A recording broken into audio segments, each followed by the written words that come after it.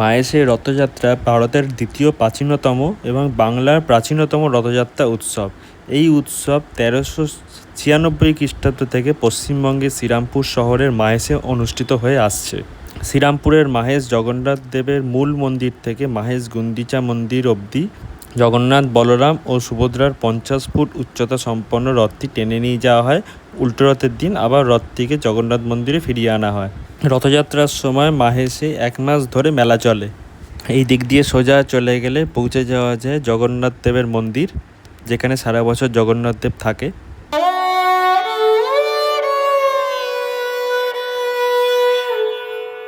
আজকে এখানে বিকেলবেলা দ্বাদশ গোপাল উৎসব বলে কিছু একটা হচ্ছে।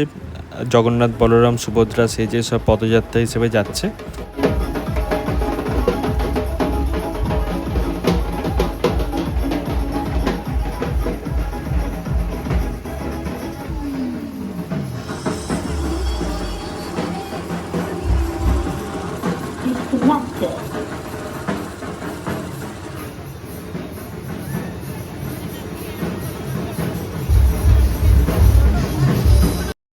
মাহেশের জগন্নাথ মন্দির ও রথযাত্রা উৎসবের পেছনে একটি কিংবদন্তি রয়েছে। সেটি হলো চতুর্দশ শতকে ধ্রুবানন্দ ব্রহ্মচারী নামে এক বাঙালি সাধু পুরীতে তীর্থ করতে গেছিলেন।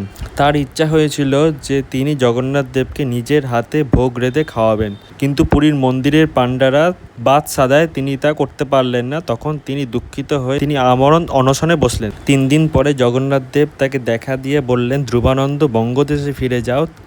সেখানে ভাগীরথী নদীর তীরে মাহেশ নামেতে এক গ্রাম আছে, সেখানে যাও। আমি সেখানে একটি বিরাট দারুবম্ব নিম গাছের কাণ্ড পাঠিয়ে দেবো। সেই কাঠে বলরাম, সুভদ্রা আর আমার মূর্তি গড়ে পুজো কর। আমি তোমার হাতে ভোগ খাওয়ার জন্য উদগ্রীব। এই স্বপ্ন দেখে ধ্রুবানন্দ মাহেশে এসে সাধনা শুরু করলেন। তারপর এক বর্ষার দিনে মাহেশে ঘাটে একটি নিম কাঠ ভেসে এলো। তিনি জল থেকে সেই কাঠ তুলে 3 দেবতার মূর্তি বানিয়ে মন্দির প্রতিষ্ঠা করলেন। সন্ন্যাস গ্রহণের পরে শ্রী চৈতন্য পুরীর উদ্দেশ্যে রওনা হন। পথে তিনি মাহেশে পৌঁছেছিলেন। রূপানন্দের মন্দির পরিদর্শন করার পরে তিনি তার জ্ঞান হারিয়ে ফেলেন এবং গভীর সমাধিতে মগ্ন হন। শ্রী চৈতন্য মাহেশকে নবনীলাচল অর্থাৎ নতুন পুরী বলে নামকরণ করেছিলেন। পরে বৃদ্ধ ধ্রুবানন্দ তাকে মন্দিরের দায়িত্ব নেওয়ার জন্য অনুরোধ করেছিলেন। এতে মহাপ্রভু কমলাকার পিপলাইকে মন্দিরের ভার দেন, যিনি ছিলেন শ্রী চৈতন্যদেবের দ্বাদশ গোপালদের মধ্যে পঞ্চম। এর কিছুদিন পর ধ্রুবানন্দের প্রয়াণ হয়। কমলাকার সুন্দরবনের খালিজুলি জমিদারের পুত্র। তিনি যুক্তিবিজ্ঞান অধ্যয়ন করতে নবদ্বীপে এলেন। পরে তিনি মহাপ্রভুর একজন প্রিয় শিষ্য হয়ে ওঠেন এবং তার মন্ত্রণালয়ে যোগদান করেন। তিনি 64 মহন্তের মধ্যে প্রথম। মাহেশ জগন্নাথ মন্দিরে ভার গ্রহণ করার পর তিনি সেখানে থাকতে শুরু করেন। তিনিই এই বিখ্যাত রথ উৎসব 629 বছর আগে শুরু করেন। 50 ফুটের রথটি 12টি লোহার চাকা রয়েছে। রথ ঐতিহ্যগতভাবে বাংলার নবরত্ন শৈলী। এতে 9টি চূড়া রয়েছে। জগন্নাথ দেবের মন্দির থেকে গুন্ডিচা মন্দির অর্থাৎ মাসির বাড়ির দূরত্ব হলো 1 কিলোমিটার। ওই যে ওখানে রথটা রাখা রয়েছে, ওর পাশ দিয়ে একটু এগিয়ে আসলে এটা হলো গুন্ডিচা মন্দির, জগন্নাথ দেবের মাসির বাড়ি।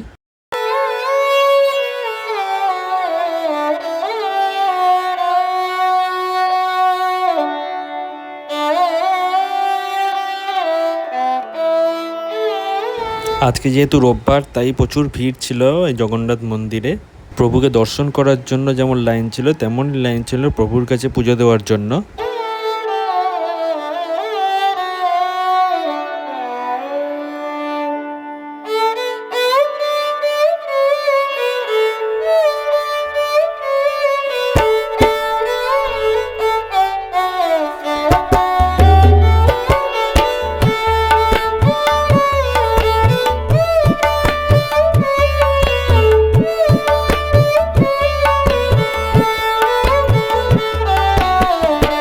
এইখানেও কিন্তু ছোট একটা মেলা চলছে।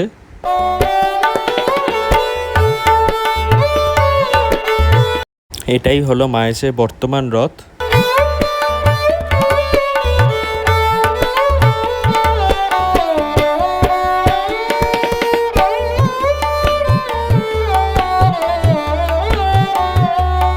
মাহেশের রথ দেখা হয়ে যাওয়ার পর মাহেশের রথ পেরিয়ে এবার আমরা যাচ্ছি মাহেশের রথের মেলার উদ্দেশ্যে।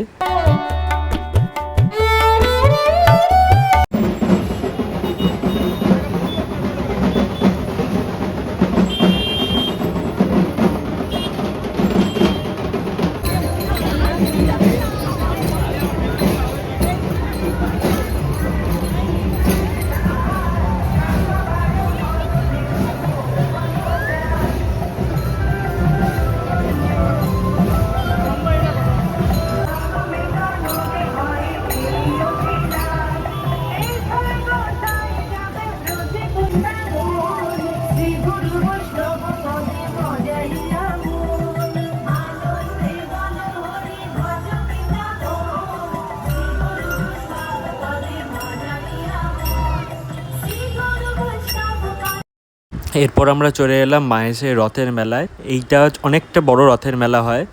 আপনারা যদি হাওড়া দিয়ে আসেন তাহলে হাওড়া থেকে যে কোনো লোকালে শ্রীরামপুর স্টেশনে নেমে স্টেশন থেকে টোটো বা অটো করে আপনারা চলে আসতে পারবেন এই মাহেশে।